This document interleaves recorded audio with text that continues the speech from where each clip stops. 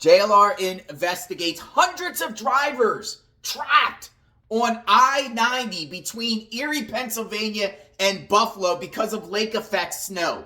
Drivers stuck on the interstate. They couldn't move. They were out there all night long and could still be out there now because of feet of snow that have been falling in that area.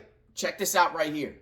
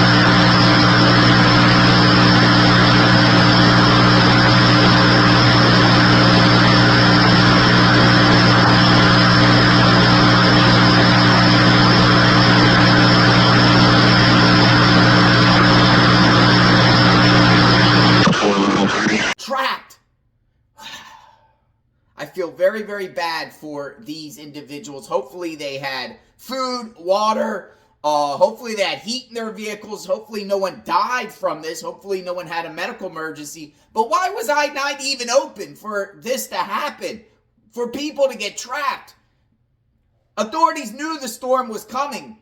In some areas in New York, they're going to get up to 7 feet of snow. Watertown, New York area, Buffalo area, Erie, Pennsylvania area, even Pennsylvania authorities. I mean, you know the storm is coming. They've been talking about this for days. They should have shut down the interstate. They know these areas traditionally get bands and bands and bands of snow coming off the lakes, lake effect snow, and people were trapped. Let's pray for everyone out there, and I'll continue to monitor what is happening in New York. I think we're going to see historic snowfalls there and stuff we've never seen before. If anything comes out of it, you'll hear it here on JLR Investigates. We'll talk soon. Stay warm out there, my friends. Stay tuned.